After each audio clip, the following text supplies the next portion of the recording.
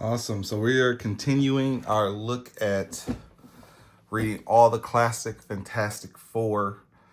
We did Omnibus Volume 1, and now we have Fantastic Four Volume 2. And this one, this is still written by Lee and Kirby. We have Johnny on the spine. This is the DM or the original artwork with a Kirby cover for the classic 49, If This Be Doomsday. This is really where the comic consensus is that this is the peak of the Lee and Kirby run. You have so much that happens here. I think we have the introduction of the Inhumans. We have the introduction of the Silver Surfer and Galactus, which the Galactus trilogy is one of the most legendary Fantastic Four stories ever. One of the best stories in Marvel ever. We have the first introduction of Black Panther here. So this is really where the relationship with Johnny and Crystal starts here. So most people consider this the peak of the run. I think I would agree, though I really do love Fantastic Four Volume 1. And so we see here, if we take the dust jacket off, just real simple Fantastic Four Omnibus. So I'm going to go over, let's just go over quickly what this collects. This collects Fantastic Four 31 through 60 and Annual 2 through 4. So collecting probably about 30 issues of the main series for each of these volumes. I'll go through here and give an overview of what each of the stories are, and just like help give you an overview and my thoughts on the run as a whole. But I will try to avoid major spoilers, probably some minor spoilers and maybe some spoilers on the art, but I'll do my best to try to keep that to a minimum. So as we look, so we start here with the annual number 2. And there are a few, this is basically a collection of like a few Marvel Masterworks. So we have like a few introductions from Stan Lee talking about each of the stories as we go through. Also, Not Brand Ek number 1 is also collected here. So this is the introduction from 92 from Stan Lee, just talking about, some of the stories for the first portion. But it opens up here with the origin of Doctor Doom. So this is Fantastic Four Annual number 2. And this is excellent. It gets off to a great start. So we get the original, and this has been added to, expanded upon as years gone by, like with Books of Doom and some other things. But this is the original introduction and origin of Doctor Doom. And it is fantastic. It goes through how he met Reed, how the experiment went wrong, him sort of seeking out the monks to learn more magic, as well as get the final Doctor Doom armor. And we get some of these, galleries of some of the enemies that the Fantastic Four has fought and where they first appeared.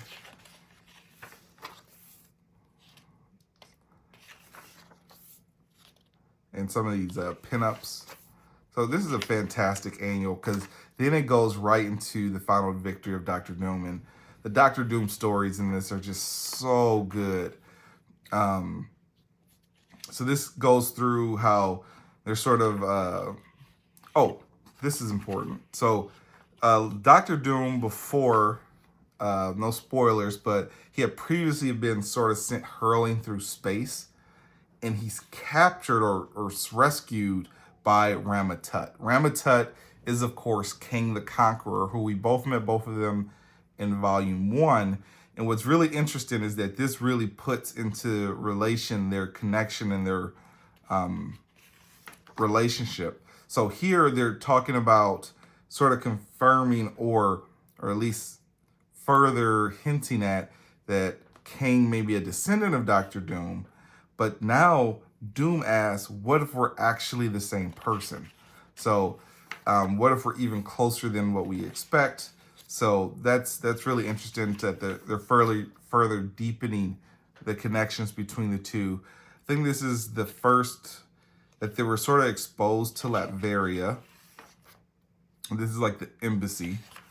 And sort of he's turning, Dr. Doom is turning the Fantastic Four against each other. So they're sort of fighting one another with, I think these were holograms or illusions. But they start to argue and fight one another. I won't go into this. This has a really good ending. This has a fantastic ending. I won't spoil that. But that annual is fantastic. So then coming out of the annual, I'm gonna be honest, this is probably the weakest portion of the book. So we go back to the moment before we ramp back up to some big introductions. But this is a story about the moment.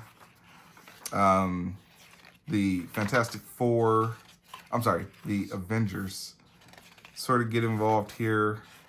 And now we get to start meeting Sue and Johnny's father, which is really interesting. And there's a couple plot lines. He's a doctor, and he's sort of called in to help save Sue.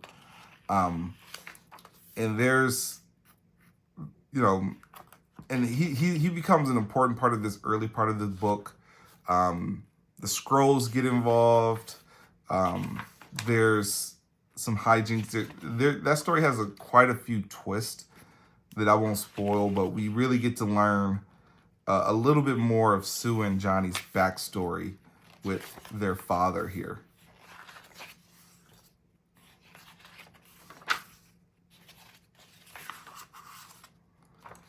I won't spoil how that story ends. It has some twists and some turns to it. But we go now back to the Submariner, who's becoming a more popular character now. He's starting to show up in the Avengers, obviously, and in other books around Marvel. They think this is a Tuma, I think is how you say this. So this is a challenger to the throne of Atlantis. So the Fantastic Four need to help Namor with this challenger to the throne without him sort of knowing and, disrespecting his honor. But basically they help Namor without him realizing it.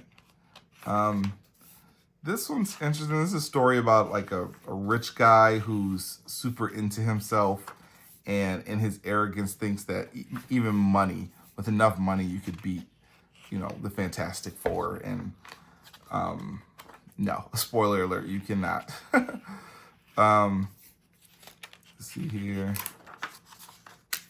Oh, Calamity on the Campus. So now this is starting the era where Human Torch, Johnny Storm, is now going to college, which is actually super interesting. It's sort of weird at the time. It's feel kind of a little bit out of character for him. But so as they go to visit, I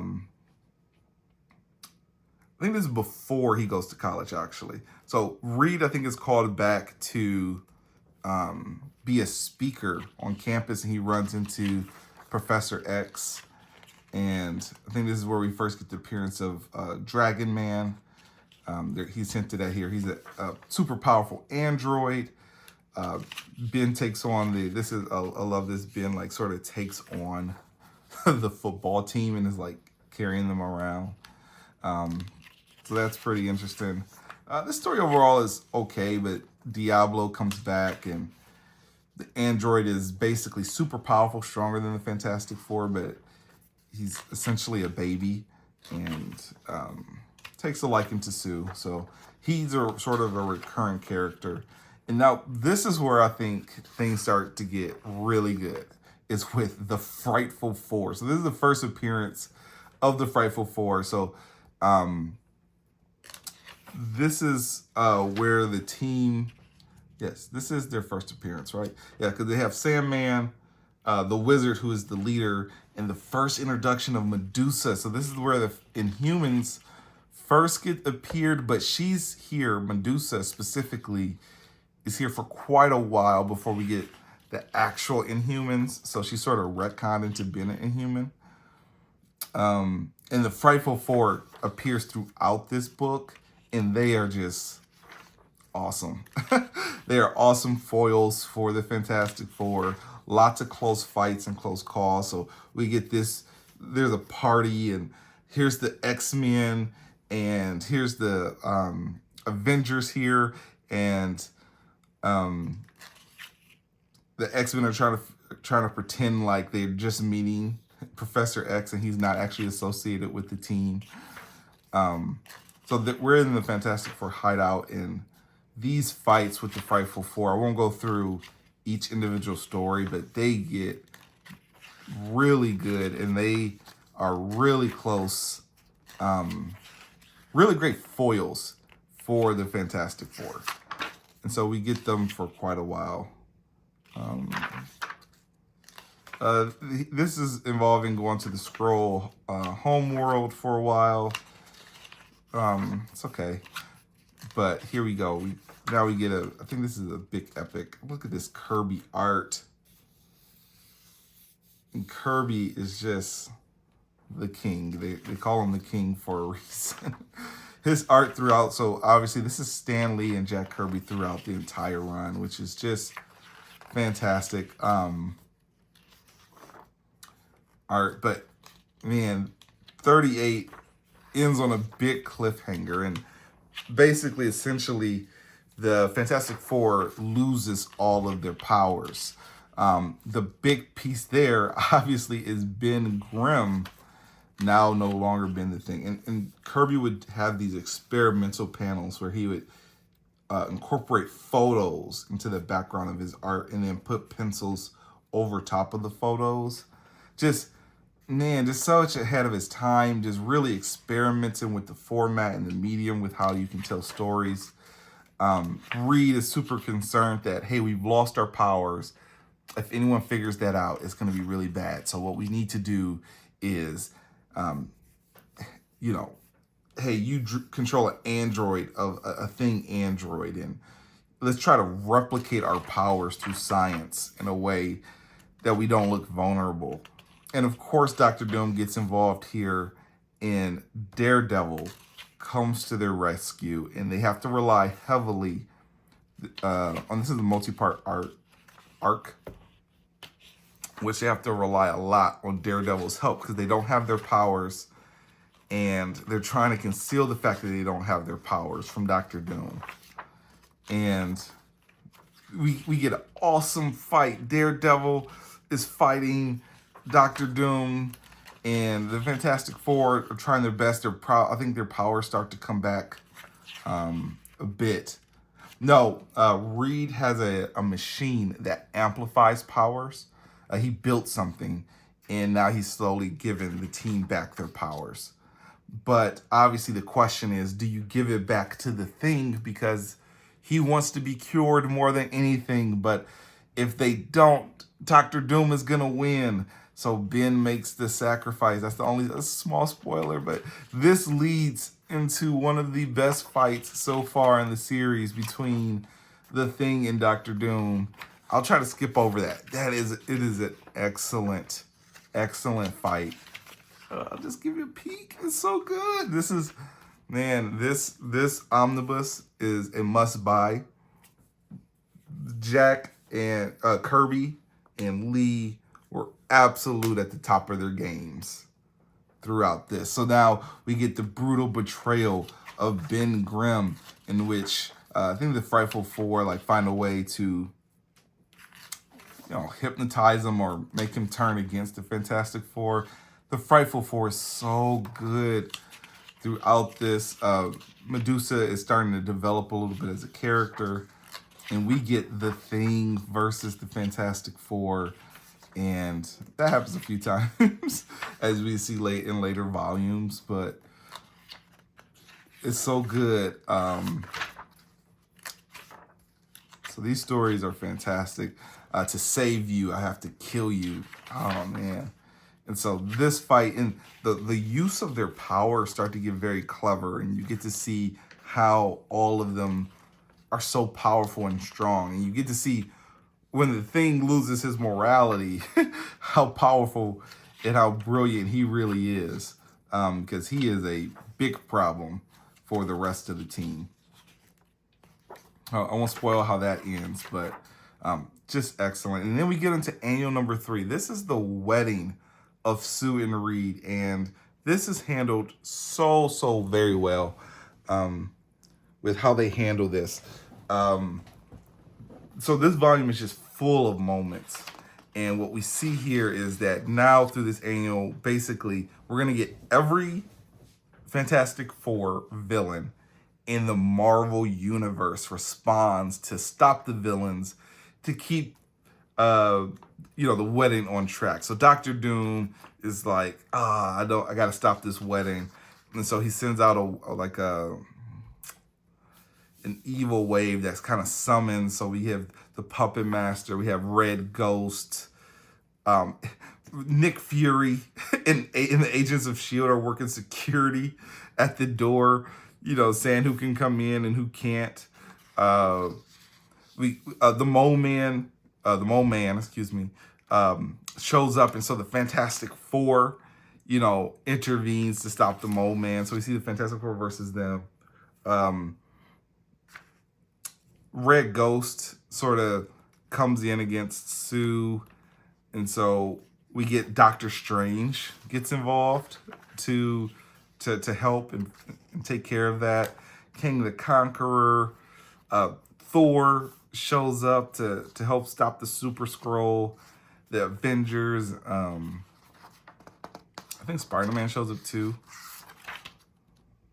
So Hawkeye is taking on some of the Enchantress. I thought Spider-Man showed up.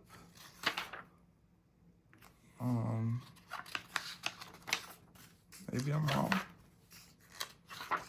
Oh, Spider-Man's there. Spider-Man does show up.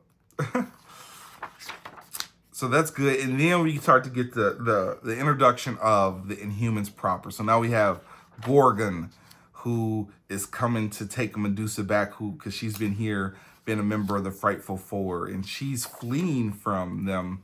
And this is the proper introduction of we must hide among the Inhumans, who is a part of a secret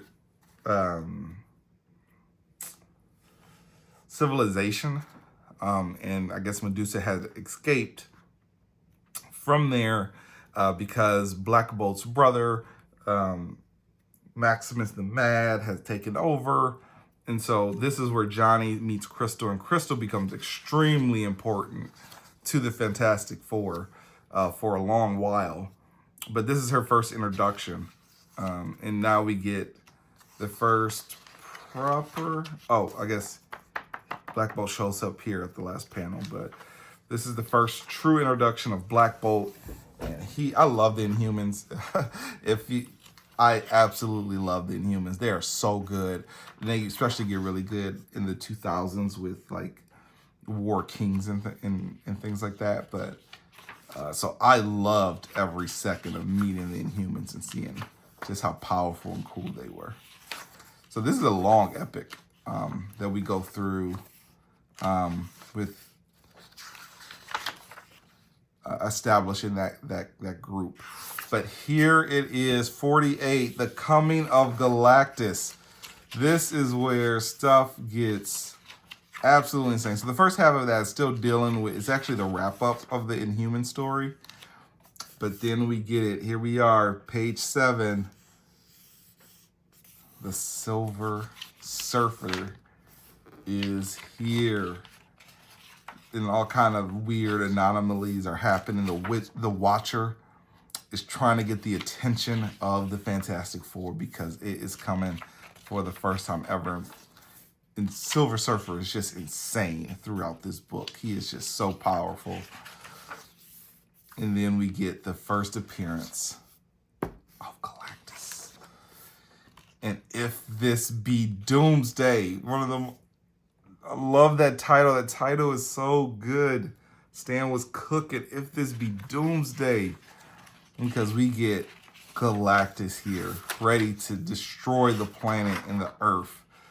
And them really trying to figure out how are we going to stop this, because Silver Surfer and Galactus are way more powerful than anything that they're able to come up with.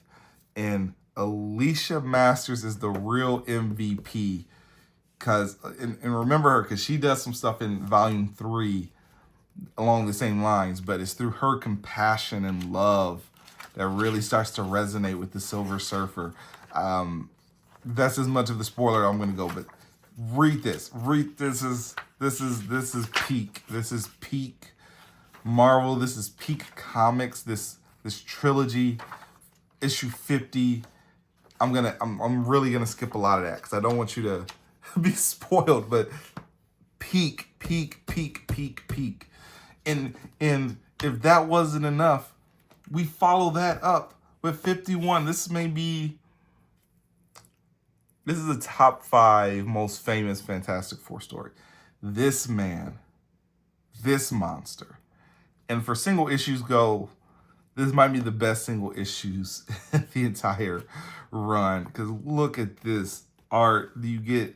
So now the Thing has been feeling really depressed, and what is my place, and who would want me, and what's going on. And sort of what happens through this is he runs afoul of a certain guy. I think he's nameless throughout this, but basically this scientist finds a way to swap with the Thing. So this scientist guy becomes the Thing, and Ben Grimm turns into this guy.